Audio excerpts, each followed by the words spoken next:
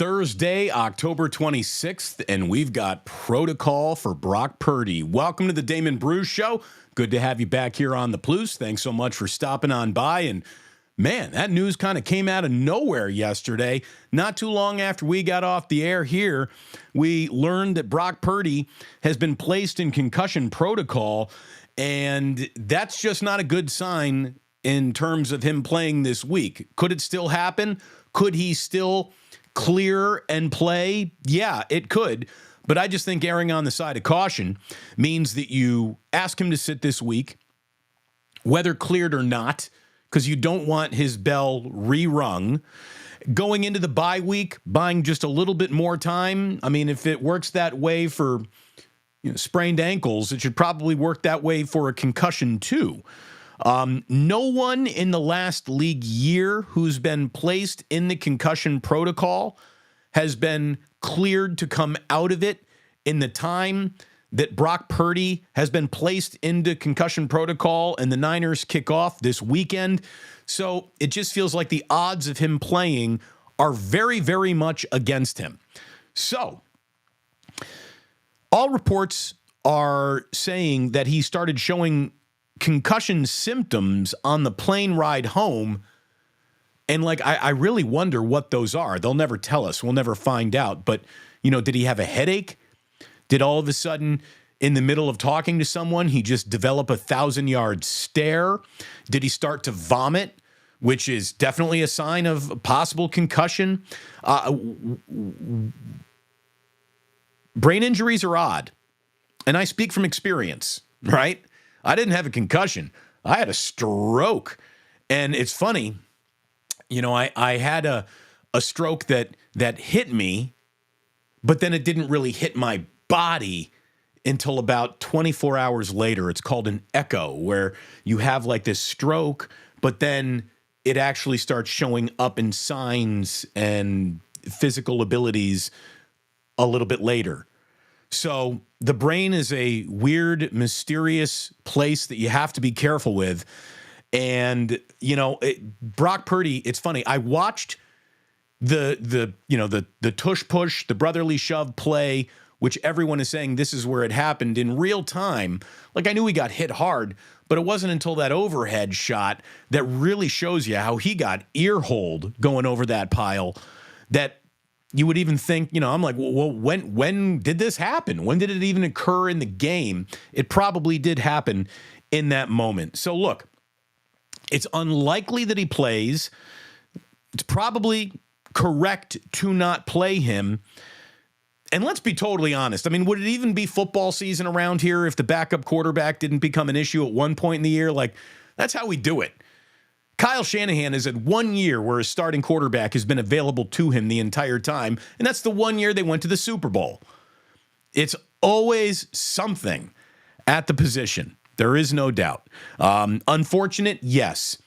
Career-altering, ending, hardly. And we'll talk about that in just a moment. But Sam Darnold, here we go. This is why he was brought in and paid $4.5 million for this moment.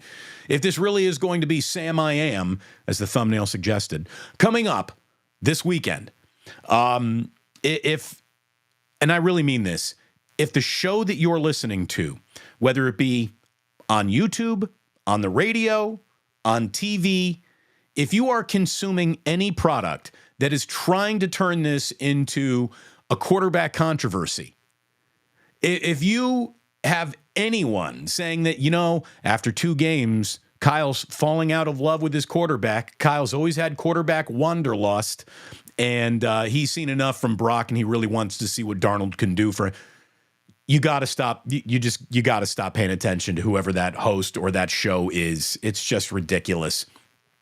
This is why you have 2 quarterbacks on your roster, for when your first quarterback can't go. Sam Darnold, look, this is a situation that he came here to be plopped into, should it be needed, right? This guy has been in bad situations since the day he walked out of USC, since the day he got drafted by the New York Jets, since the day he was traded to the Carolina Panthers. Sam Darnold has never been in the type of situation that he finds himself in now. And another little experiment that we now get to run for those who are the critics and want to say that Brock Purdy is nothing more than lucky to be here. Like, you could put Brock Purdy in any other football situation and he would fail, but for the system that he's in, but for the talent that is around him, but for the coach that he has, he wouldn't be doing any of this. Well, we now get to run what I think is a hypothesis that doesn't hold much water with me, but we get to do this in real time now if it's indeed going to be a Sam Darnold start. For everyone who's saying that Brock Purdy is a system quarterback, a product of where he is, it's irrelevant who he is. It's just where he is. That's why he's being successful. Well, all I can say is that Sam Darnold better throw for 350 yards and 4 touchdowns, right? Because it seems like everyone is still just being evaluated from the prism of, well, where were they drafted? Trey Lance was taken that high, therefore he must be good. Brock Purdy was taken that low, therefore it must be an illusion. How about Sam Darnold? Sam Darnold was taken high in a draft, and if you only understand draft position and then also say that the 49ers are just a system, put anybody in that system, success. Even though we've already run this experiment with Nick Mullins and C.J. Beathard and Brian Hoyer. Like, we've already done this, but apparently we need to do it again for everyone who just joined the conversation and is new to the room. It's now or never for Sam Darnold. There's pressure on him to perform just for the vitality of his own career, right? But based on how easy this all is and should be for Brock Purdy, it should be even easier for Sam Darnold, should it not? If that's what you really think about how the NFL works, then this could even be an upgrade. Oh, I mean, there are people who actually talk like this. There are people who actually think like this. I don't get it. I just don't get it. I need to be completely honest. Sip of the day is not happening today. I was up a little bit early. This freaking cough had me out of bed at like 5:30 in the morning. The more I lay down, the worse the cough gets. It's like I'm drowning in my own lung butter. We do have cough drops. We are armed and ready to go. As a matter of fact, I think I need another one just to go ahead and make sure, which is really, again, not only was the coffee put on early, but the cough drop is basically nuking any coffee sip for even being good. But that's the world we're living in. So, it is a very interesting weekend of football coming up for the 49ers. With Purdy, without Purdy, like 49ers in a 2-game losing streak, and here come the Cincinnati Bengals on a big bye week, off of a bye week. Like, this was going to be interesting anyways. It gets even more interesting. The interest never stops when it comes to the San Francisco 49ers quarterback position. Oh my God, here we go again. I really don't think it's a here we go again situation. I think Sam Darnold is going to play the role he was brought in to play. Hopefully he plays well. I mean, what would have to happen for Kyle to just stay with Sam Darnold? Well, Sam Darnold has to break the NFL single game passing record and throw for a ridiculous amount of touch. I mean, it's not going to happen. I just don't think it's going to happen. So stop trying to project a singular moment into a career. Every single one of these games happens within the vacuum of the week that it's happening in. This week, Brock Purdy doesn't seem to be available. Therefore, backup quarterback, no matter who he is, was probably going to be going. Now, I don't even want to get into a Trey Lance discussion. If this team had faith that Trey Lance was the right guy to bring into a season that really mattered, he would have still been here. They would have absolutely said, yeah, we're going to continue to develop him as a project. But this is Super Bowl or not time for the 49ers.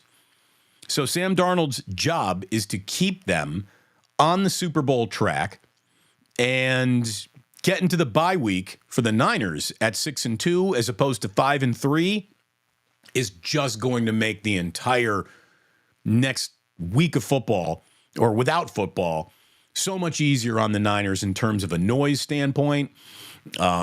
It's just, this is an important game. This is an important game. I can also tell you beyond a reasonable doubt that the Niners can lose to the Cincinnati Bengals and still be a very, very impactful playoff team and a Super Bowl contender by the time this year is over. There's a lot of football between now and then. So everyone needs to just let it happen. Like, I don't know if this is scintillating sports talk. I'm pretty sure none of this is a hot take. You just need to let it happen. Just calm down and let it happen. The backup quarterback likely playing. Luckily, this is a backup quarterback who has a level of pedigree that you'd think in the best situation this quarterback has been in will pay off with some legitimate production. I hope that the drop-off isn't severe. I really hope so. I mean, that's what Darnold was brought in here to make sure, that should the backup need to go in, it won't radically change not only how the team is playing, but the plays even available to the head coach to send into the huddle. You know, a little redundancy between a starter and a backup isn't necessarily a bad thing. If one guy is similar to the other, that should be a good thing. So hopefully that works out for the 49ers. Or maybe, seriously, maybe just, God kisses Brock Purdy on the forehead between now and game time, and it's going to be number 13 instead of number 14 after all. But Sam Darnold, if this is you, if this falls on you, this is a big moment. This is a big moment. Sam Darnold can get himself back on the radar of other teams. He can go ahead and make the argument truly that, hey, I still should be a starting quarterback. Give me an opportunity somewhere else to do it next year. This is a 1 year, $4.5 million deal for Sam Darnold. He's probably not going to be here next year. So, that system talking point, though. If Purdy is lucky to be here, then Sam Darnold should be really lucky to be here and just carve up the Bengals like a turkey if it's all about the system. Because the system hasn't changed. The quarterback's about to. So, good times. Good times around Niners camp. Oh, my goodness. Oh, my goodness me. Yesterday, I told you, number one, I'm never going to lie to my audience, not once. I told you that I was going to order Ike's. I offered up some photographic evidence, and let me tell you what delicious evidence it was. I got a Paul Rubens. Got myself, it's like a really good Reuben pastrami, the purple coleslaw, and some Godfather sauce on that bad boy. I like mine on French bread. I'm not a Dutch Crunch guy. I'm not a Captain Crunch guy. I don't like to cut the roof of my mouth on things. Dutch Crunch cuts the roof of my mouth. I don't like the texture. So I get it on French, add pickles, add onions, and I had an awesome sandwich yesterday from Ike's. You can have an awesome sandwich from Ike's today. You should also do what I did using the Ike Rewards app. And when you do that, you earn your way towards free sandwiches. And how can anyone in the world argue with the concept of free sandwiches? As a matter of fact, that sounds like a great concept. I'm glad Ike is exercising that concept. You need to get yourself to Ike's, get yourself a delicious sandwich, and do it today. You also need to check out bottomlinebets.com. Baseball playoffs, the World Series begins tomorrow. Big slate of college football coming up. Week 8 in the NFL. It's Thursday. That begins tonight. I'm sure my man Stefan is dialed in on all of it, and maybe even in a few places you're not even thinking of. Like a first goal over under first period goal total that you weren't thinking of. He crushes those bets. You can crush your bets too with bottomlinebets.com. Use promo code Bruce for a free day of handicapping. Use promo code Bruce for a free day of handicapping at bottomlinebets.com. Bottom line, Stefan wins. Find out for yourself. It's officially time for you to sign up. Check it out. Daily, weekly, and monthly subscriptions are available. You'll be awfully happy that you're getting some advice from the hottest handicapper in America. All right? Check out bottomlinebets.com. Check out the t-shirt. Mission Reds. This was a team that played in the the PCL, played in San Francisco. A vintage T-shirt that you will only find at Jack's. One of the coolest collections of sports T-shirts. Teams that are still out there and teams that will never be out there again. Jack's has got a brick and mortar on Chestnut Street. I want you to check out the website, jacksf.com, JACKSSF.com, 2 S's, jacksf.com. Use promo code DamonBruce10 for 10% off your order. And I'm telling you right now, it's the coolest collections of T-shirts a Bay Area sports fan could ever find. You're going to get all of the cool T-shirt shopping done for yourself and everyone on your holiday wish list as well. If they're also sports fans, coolest collection of T-shirts you're going to find anywhere. Don't take my word for it. Go to jacksf.com. Use DamonBruce10 upon checkout to save 10%. So, big night in the NBA last night. So good to have the NBA all over the TV, flipping back and forth, watching this, watching that, watching Knicks, watching Celtics. I loved it. Little Kings last night. Oh, what a dunk. Was that Malik Monk who threw that down? Woo! It was a Mama Chewbacca. I mean, when you get an opening night could last the entire year as like a dunk of the year candidate, that's pretty good. Watched the Spurs and Mavericks last night. Victor Wembanyama, man. There's just nothing like him anywhere. What a physical freak of nature. He's got a game and a body type and a body size that no one is familiar with. We've never seen anything like that. It's cool in sports where you're watching, in real time, you're seeing like an evolutionary step. Good God. What is that guy going to be 4 years from now? Good God. Meanwhile, Luka Doncic is still the nastiest thing that there is out on a basketball court. I swear to God, if you had an entire dispersal draft of the NBA and you decided I'm starting a franchise and with the number 1 overall pick, I'm taking Luka Doncic, you will have done well for yourself. That guy is just a basketball savant. He does it all. He runs a team. He's actually in a little bit better shape too, but he can run the floor. He can assist. He rebounds. Not a great defensive presence, but he can score with the best. And the guy's unbelievable. So it's so good to have basketball back. I love hoops. I'm a hoops junkie, and man, it's sad though that so many people out there just want their preferred athlete coddled at all times. Like any game when it goes final, it's very likely for me to just open up a box score. I'm box score curious. I like to see who did what on any given night. It doesn't need to be a team that is in the Bay or that I cover or anything like that. I'm a basketball fan. I look at all kinds of box scores. Excuse me, I have to cough.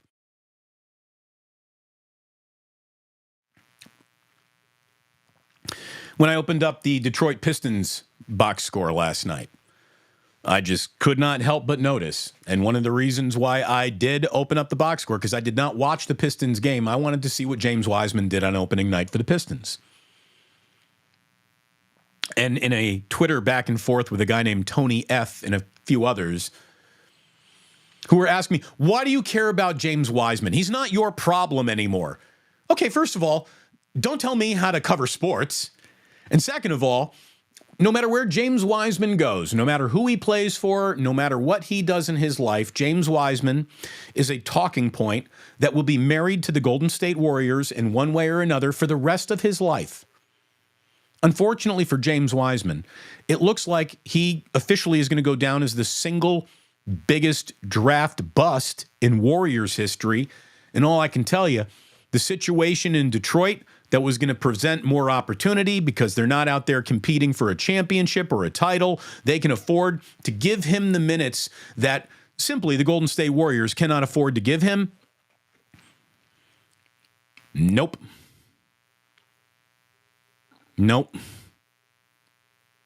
He didn't play. Pistons played 3 centers last night. James Wiseman was not one of them. He was a coach DNP. Coach decision. That's not good. That's not good.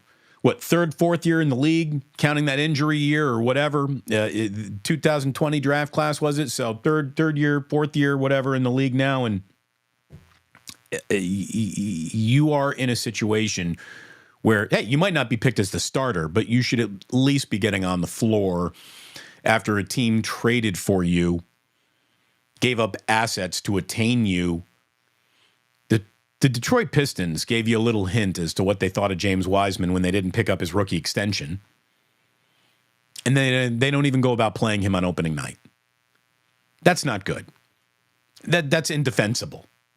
But of course, people want to defend it. A guy named Tony F says, hey, Damon, remind us where you played basketball in the NBA or anywhere for that matter. Number one, you have already bowed out of making any good points after that's your opening salvo. Did you play in the NBA? No, I didn't, and neither did you. So you're going to talk on it with authority, even though you didn't play in the NBA. I should be allowed to as well, considering the difference between me and you is I've covered the NBA for 18 years. This is my 18th year of Warriors basketball. So I've been around this team for a really long time. I also have talked to more people involved in the James Wiseman process, from owner to players, than you have, Tony F. And when I said that guy's got no dog in him, it's because, number one, I have my own two eyes. Number two, I know basketball. And number three, people who work for the Golden State Warriors have told me one of the reasons why they moved on from James Wiseman is because he just doesn't like the game of basketball. He was kissed on the forehead by God. He was given an NBA body. He does not have an NBA mind. He doesn't really like basketball. That was that was part of the story of him coming out of high school. Oh my God, look at the talent that this kid possesses. Does he want it? Look at his motor. He goes to Memphis. We know he didn't play very much there for whatever reasons. Injury, whatever. Dude, James Wiseman he's much closer to being out of the NBA than he is to being in the NBA a year or two from now. You know, he's only 22 years old, which means someone will give him another shot. Maybe that someone will be the Pistons. Maybe the light goes on for him. I'm not rooting against James Wiseman, but I'm telling you, that kid's got stone hands, no dog, the wrong motor, doesn't rebound for his size appropriately at all, and is getting coach DNPs on a team that is officially in its, we're trying to figure out who we are mode. The Pistons have no aspirations to be a team of contention this year. Who fits best around Cade Cunningham? That's what the Detroit Pistons are. And they're looking at James Wiseman and saying, yeah, we're not even going to play you on opening night, dude. That's not good. And all these people said, to call someone a bust for doing something you've never done or never capable of doing seems like playing and coaching competitively should be a bare minimum to speak on certain topics. This guy, Tony F., says he teaches kids at Triple Threat Academy.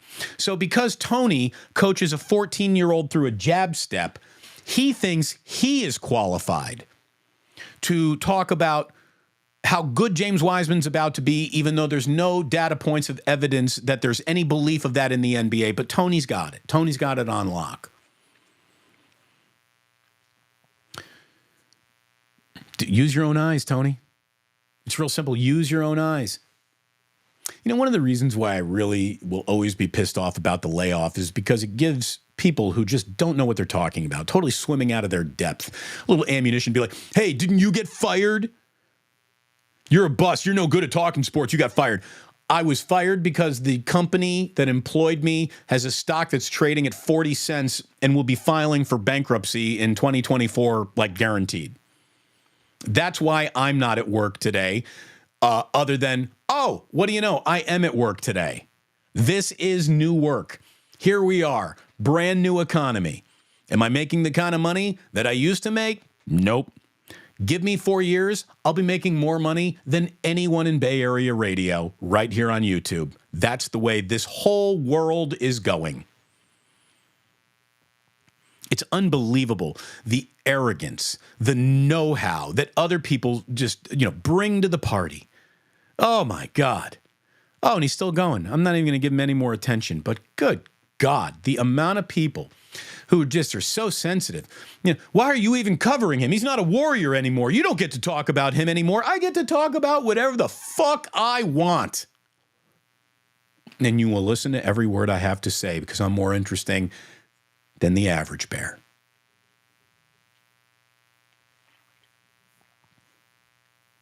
I got to go get glasses today.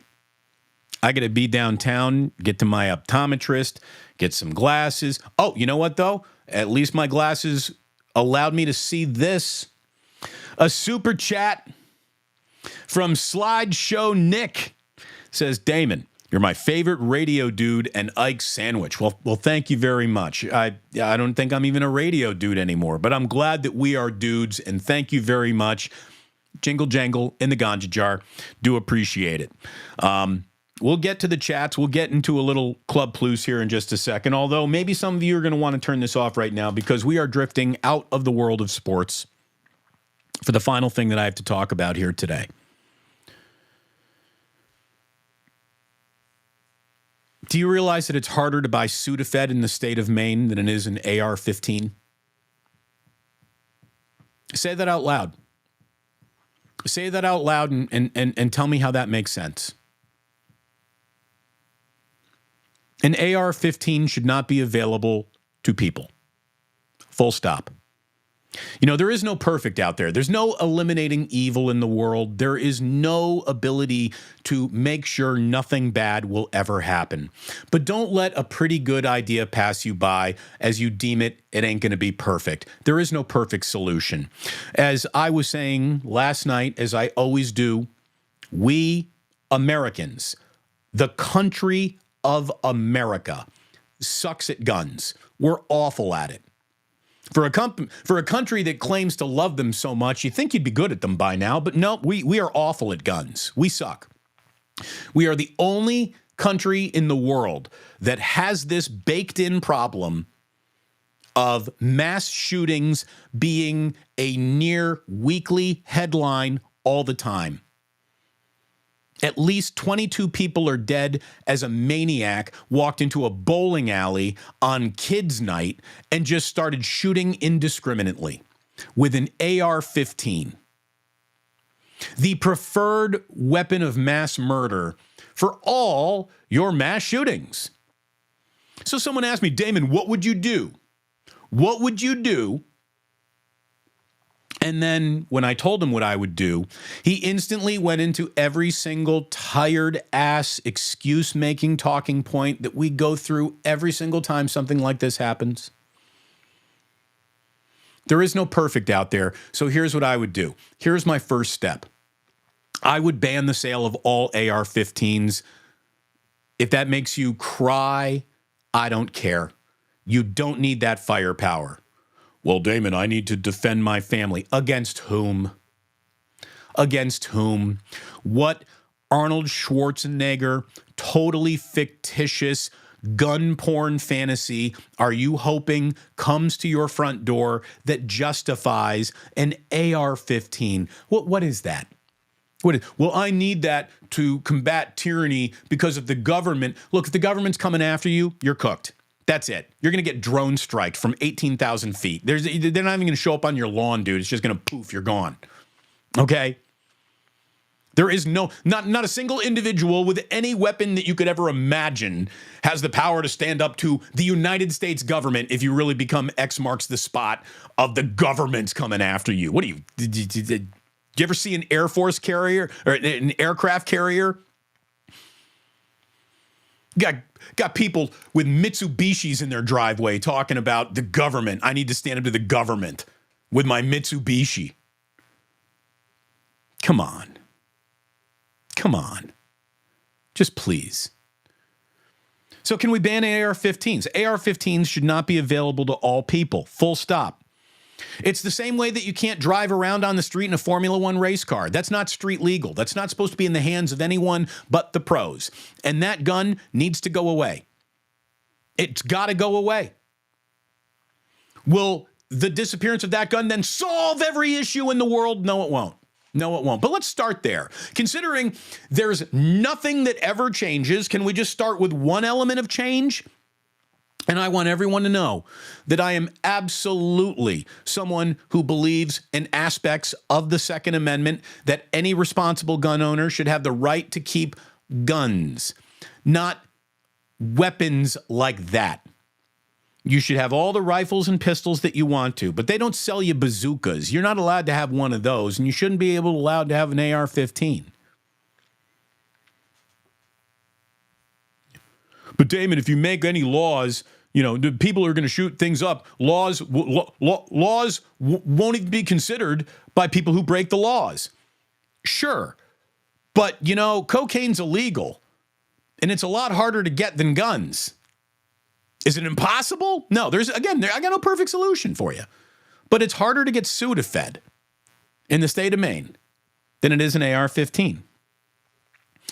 And look, since this issue seems to be almost universally split across party lines, although that is not true because most Republicans would be totally comfortable with the level of background checks that you have to go through to be identified as a responsible gun owner before we just start presuming everyone's going to be a responsible gun owner, a mental health check, background. I want to share with you, since this really does seem to be split apart across party lines, former conservative Supreme Court Justice Warren Burger, appointed by Richard Nixon in 1968, said, "The gun lobby's interpretation of the Second Amendment is one of the greatest pieces of fraud. I repeat the word fraud on the American people by special interest groups that I've ever seen in my lifetime. The real purpose of the Second Amendment was to ensure that state armies, the militia, would be maintained for defense of the state. The very language of the Second Amendment refutes any argument that it was intended to guarantee every citizen an unfettered right to any kind of weapon that they want." That's the guy who you could put on the poster of conservatism. The reason why the gun lobby rallies so hard against any progress on this issue is because, like all lobbyists, they are representing a business interest. More guns sold equals more money earned. Less guns sold equals less money earned. That's all that's going on here. The NRA doesn't give a fuck about your Second Amendment or the Second Amendment. It cares about protecting the profitability of gun manufacturers. That's what's going on here. To think anything else is going on here is utterly ridiculous. But people are duped, people are sheep, and so you go along with that. Now, if I've deeply offended your gun right amendments or sensibilities, I got another offer for you then. If you don't like my original offer, here's my second offer. Meet me in the middle of this street if you won't meet me in the middle of the last one. How about this? You can have your AR-15. You can have all the guns you want. I'll even let you buy a bazooka. Go ahead. Go ahead. You can have your AR-15 if you agree that we fund every single mental health program like it was a part of the military-industrial complex to allow people the help that they need. This guy who shot and killed at least 22 people and injured another 60 people in Maine last night was institutionalized because he was hearing voices in his head, but then was just let out.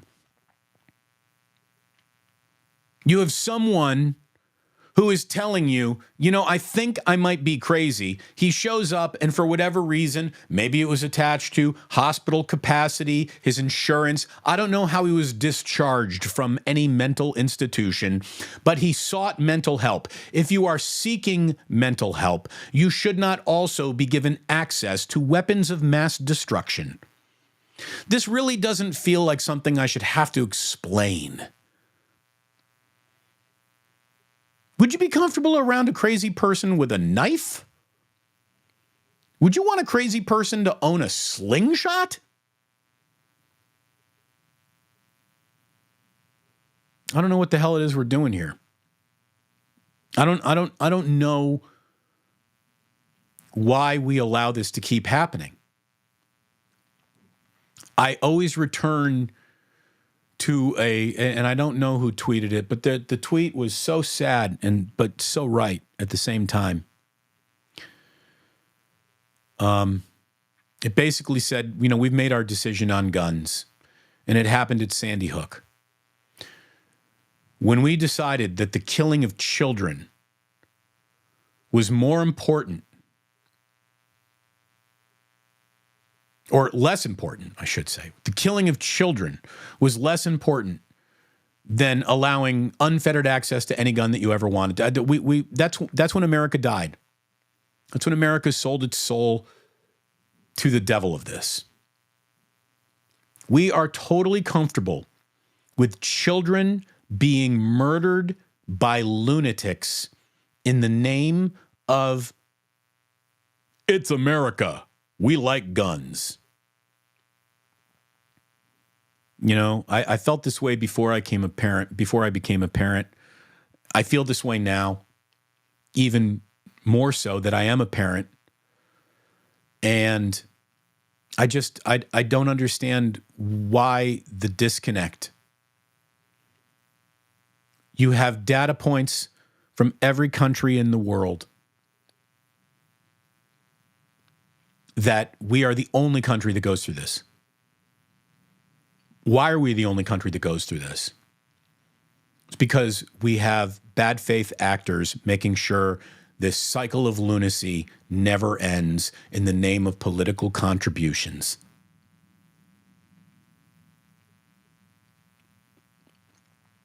I don't know. I know that if I were still on the radio, this segment couldn't happen. These cowardly program directors and companies, would basically run in during a commercial break screaming, Republicans buy sneakers too. Sneakers don't kill kids. I just don't know why we have let the most extreme version of how everything could go wrong become the acceptable standard of daily life. Well, Damon, the same thing could happen with another type of gun. No, it couldn't happen. You couldn't have a pistol and kill 22 people. People with pistols usually get confronted by police. People with rifles get confronted by police. When the Uvalde Police Department heard, hey, inside that elementary school is a maniac wearing body armor with an AR-15, they were like, yeah, we're not going in there. That's all you need to know about the good guy with the gun saving the day in your gun fetish fantasy porn that makes you think, oh, well, I'll be the brave one day. The paid police officers of Uvalde did the math, and their math said, kid gets shot with AR-15, that's the price of business. I'm not going in there. I'm on the clock. I'm not getting killed today. I don't know what to tell you. I don't know what to tell you, folks. How does it get better? It gets better by allowing some element of reason to come into some element of change.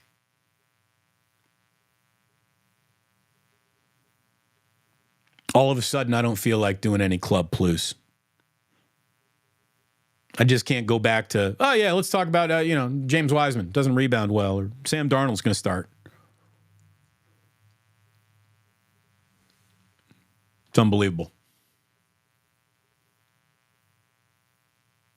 We'll get back to sports tomorrow. We'll have a little fun on a Friday. In the meantime, go home, call someone that you love, check in on your people, give hugs and kisses today, and remember that sports don't build character. They reveal it. I believe that this gun issue has revealed the character of the United States, maybe more than any other issue there is. I'm disgusted with the character of this country on this issue. Thank you for tuning in.